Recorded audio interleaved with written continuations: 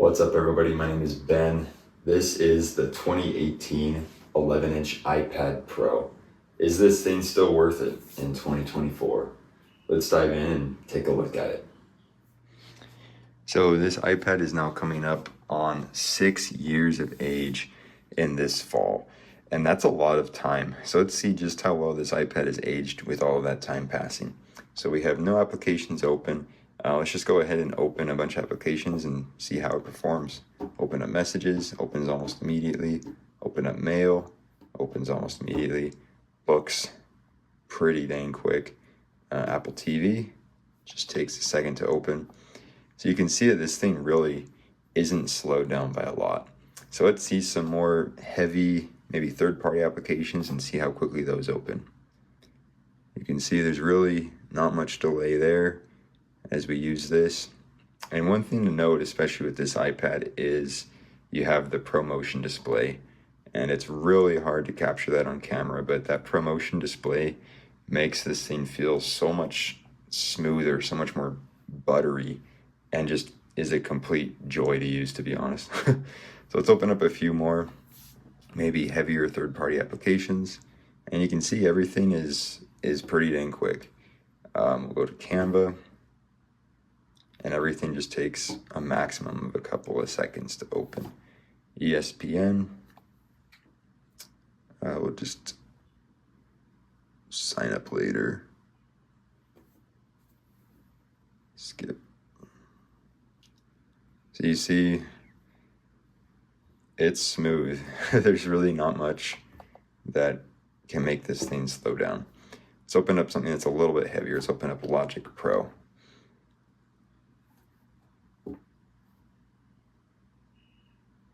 Okay, so yeah, there's really not a whole lot here that is going to be able to slow down this iPad.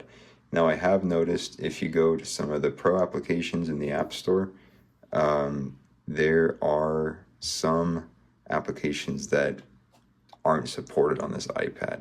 And I was trying to install one of these applications and it didn't support this iPad because it was not powerful enough. It wasn't on the list of the iPads that were supported. So that is going to become increasingly a thing with this iPad Pro, that simply things are not going to be supported on it anymore, even though it's still receiving the current software updates. Now, let's see the multitasking performance when it comes to all those apps we had open. So we first opened Mail, and that opens right up. Let's go back to something maybe a little heavier, see if Apple TV is still in the same spot, and it is. Let's go over to ESPN and see if that's still there. And it is. So really there's really not much that's slowing down this iPad, and it's pretty impressive. Now this iPad has 4 gigabytes of RAM. If you get the 1 terabyte model that it's sold in, you get 6 gigabytes of RAM. So if you're able to find it on the used market with that 1 terabyte model, that is a plus to that one.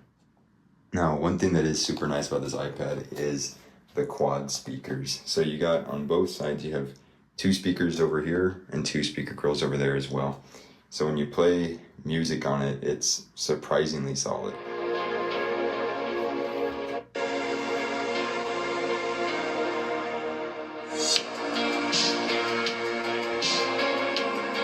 So it has some really impressive speakers on it that are pretty easily able to fill up a whole room. Now, if there's one thing I can recommend with the purchase of this iPad is this keyboard folio cover. This is Apple's official keyboard cover. I think it's called the Magic keyboard cover. And it's super flexible because by getting this, you have this keyboard, of course, that you can use. But also, if you just want to use it regularly like an iPad, you can fold it back like this and use it like an iPad.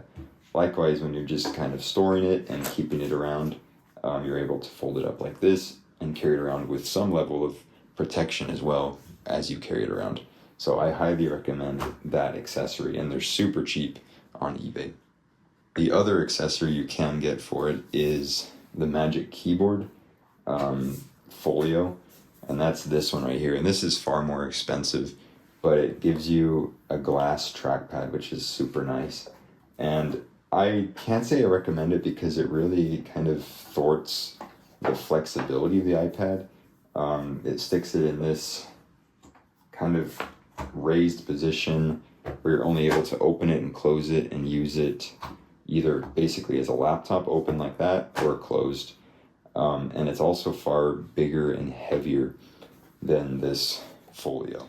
And one thing that is really nice about this iPad is Face ID. You see how quick it is to unlock? It just takes a second.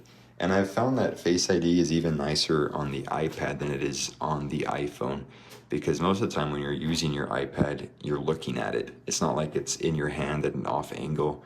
You're usually looking right at the iPad, and I found that it works really nicely.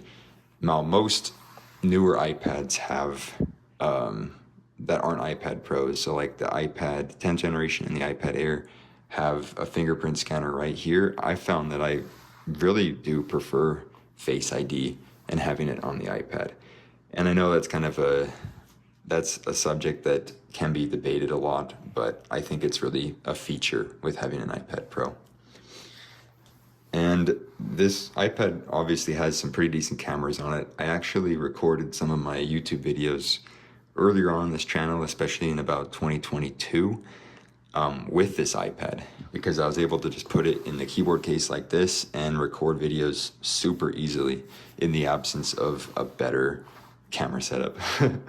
But here are just some sample pictures that we took. This is obviously a selfie. You can see some pretty good detail on my skin and also in the ceiling. It's a pretty impressive video conferencing camera.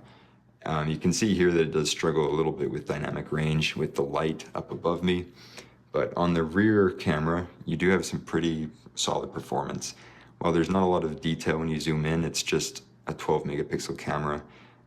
You can see it produces relatively solid shots that are able to reproduce colors nicely.